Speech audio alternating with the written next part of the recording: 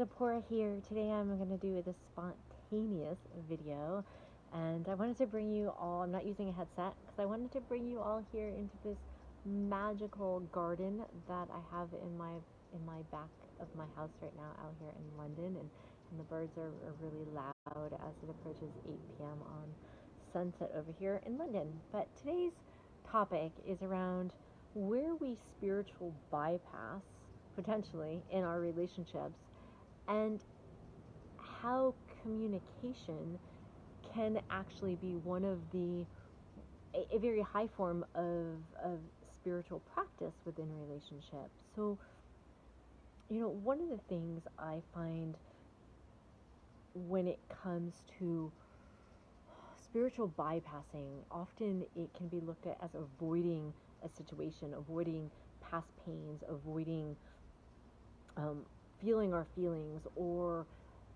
having our actions controlled by concern about hurting someone else's feelings, or being afraid of the outcome of sharing authentically what we're feeling.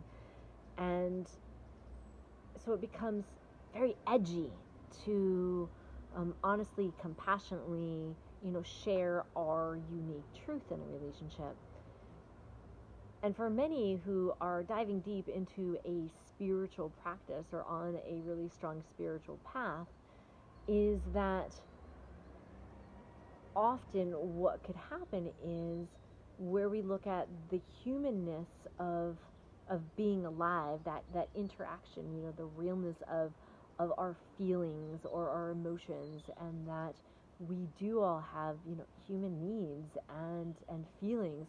When we look beyond that in a way that we avoid that, is, to me, my definition would be we start to spiritual bypass, because we fall into an abyss of thinking, it's better to be up here and to look at the bigger vision, that there's a bigger picture, because there is a bigger picture. There's always like that higher self. There's always a bigger version of this reality that truly we just don't have the ability in this moment to actually realize, to see.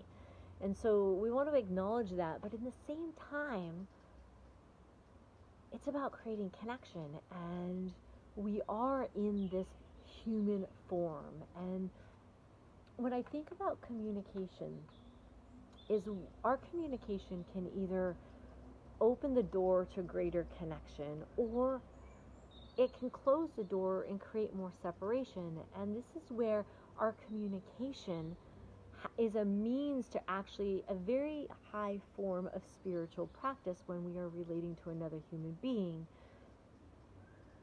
Because when we're in these human bodies, especially in the world today, it is phenomenally healing to create connection. So when I look at communication, is questioning, how can my words, how can my expression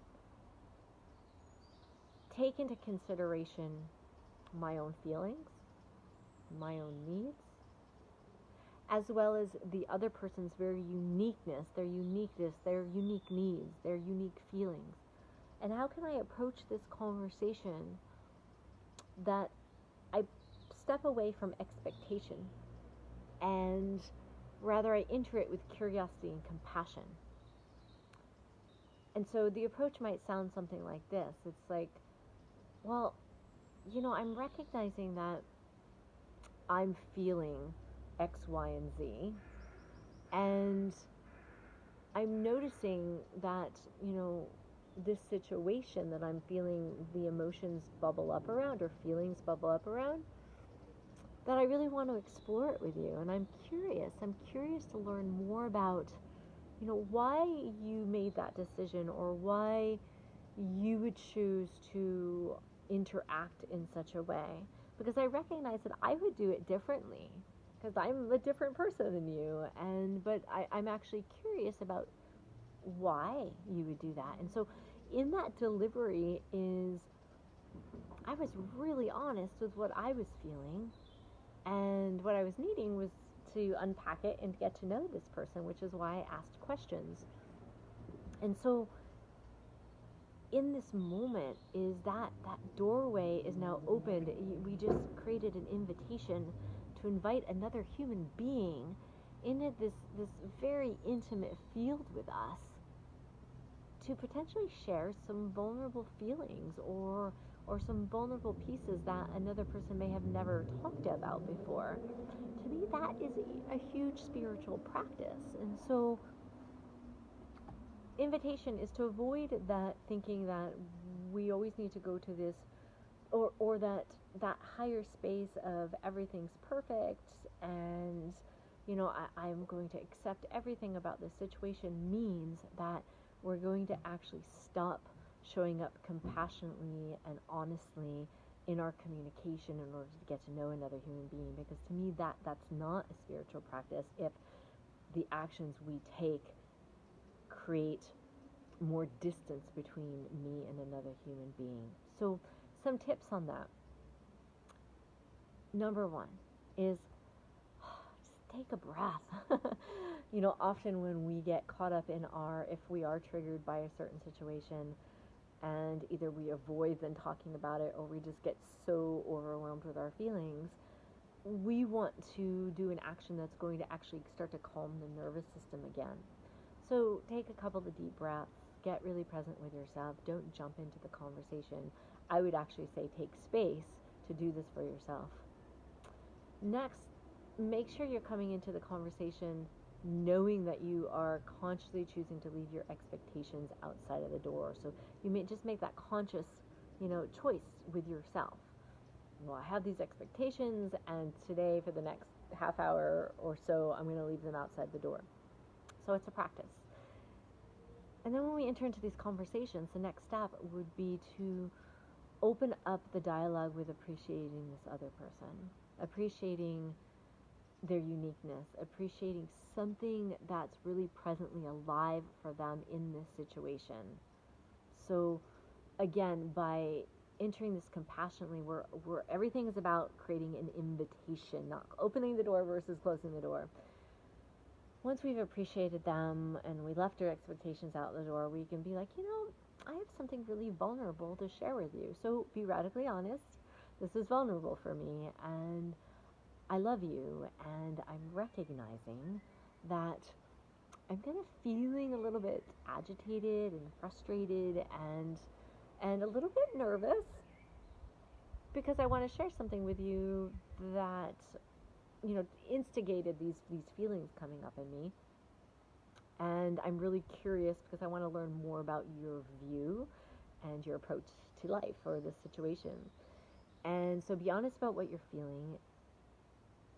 And if you're needing, be like, I'm noticing I'm needing to talk about this. I'm noticing that I'm needing to unpack this topic with you and learn more about you. Would you be willing to join me in that conversation? And so all the steps I just shared were about opening the door again. That's a huge component of this. Opening the door, inviting in a conversation, listening to the dog in the background, but inviting in a conversation and being really present with what's true for you.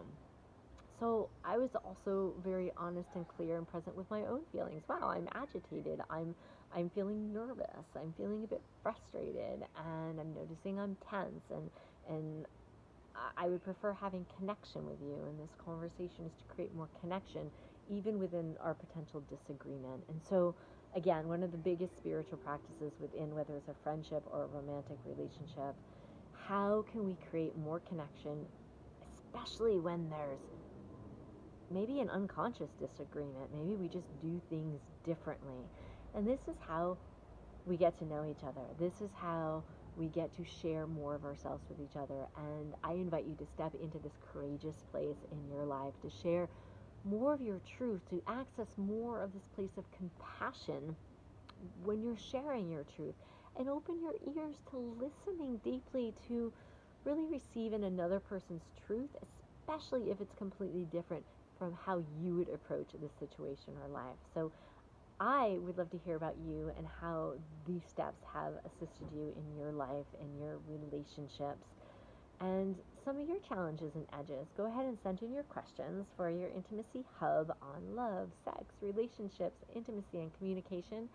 And I look forward to creating some videos for your personal questions coming up really soon.